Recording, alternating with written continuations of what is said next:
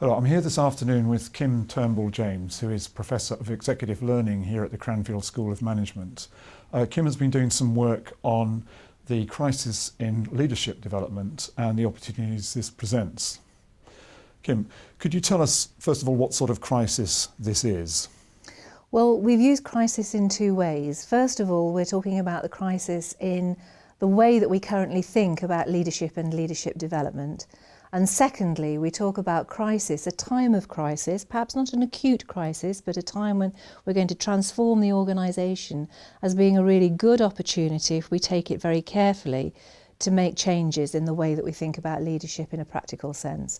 So crisis here is in two contexts. Both with leadership and the organisation. Yes, yes.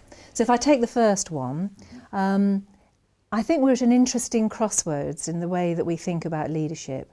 If we look at the last century, the second half of the 20th century, a lot of the work on leadership was really about leader and leader development, thinking about leaders' attributes, leaders' knowledge, leaders' skills, how we develop those, the development of the idea of competencies and competency frameworks.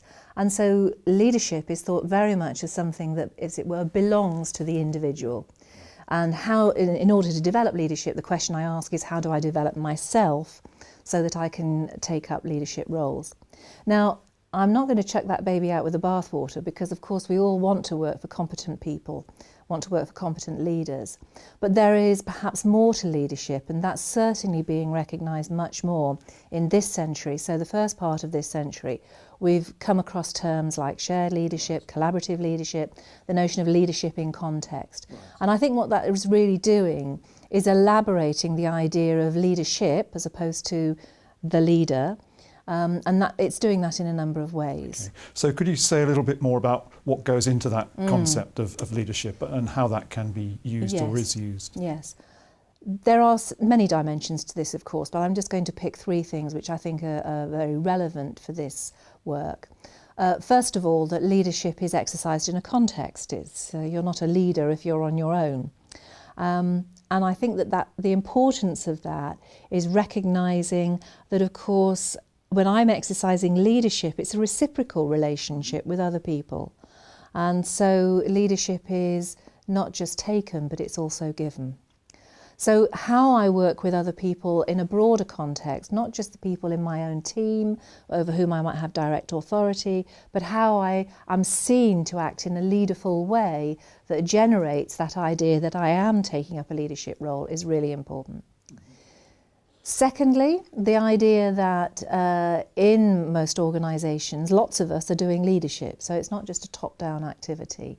So there are lots of people who are engaging in leadership activity. They may or may not be formally enrolled, and they may be at many different levels in the organisation.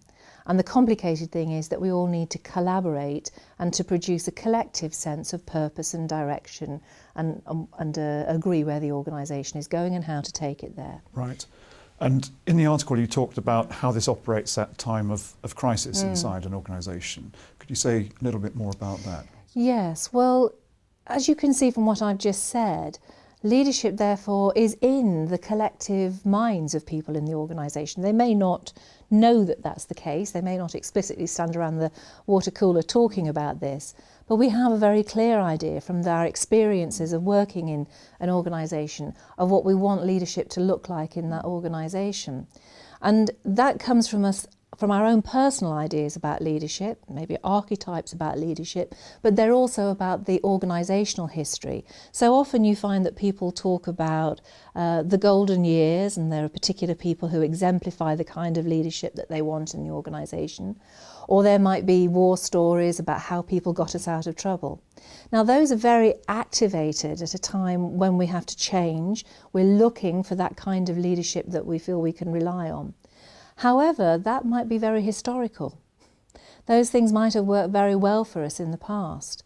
So that leadership concept, the kind of implicit idea of leadership that we have collectively, may not actually be the kind of leadership that we need to take forward into the future.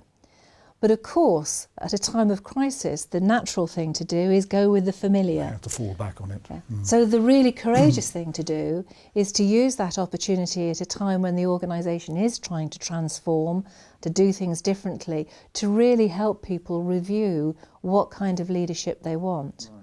So that would be a sort of collaborative reconstruction of leadership. Exactly, because it's no good asking individuals about their ideal leader, because they'll go back to what they know, what is familiar for them. And it may be that some of those ideas are useful, but I think it is very much, as you say, the collaborative construction of the kind of leadership that we want in this organisation. And making sense of, well, what are the tasks, what are the risks we've got to take, what are the things that we're trying to do, how would that work?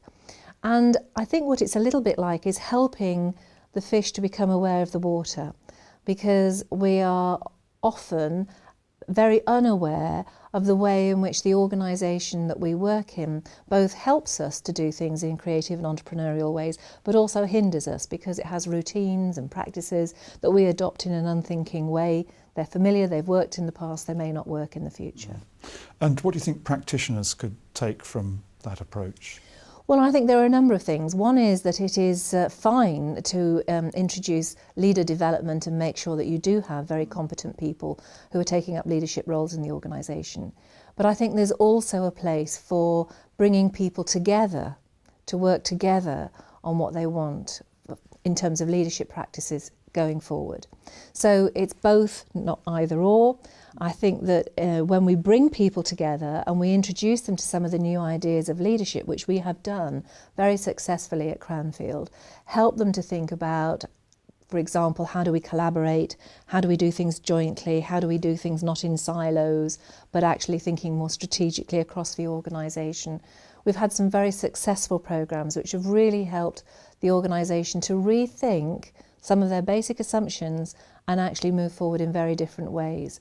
It's very challenging because, of course, you're learning alongside your colleagues, but at the same time, what you're able to do is, as you're learning, you're putting into practice and reviewing and doing things differently. So it's very much an action approach to leadership development. That's great. Thank you very much, Kim.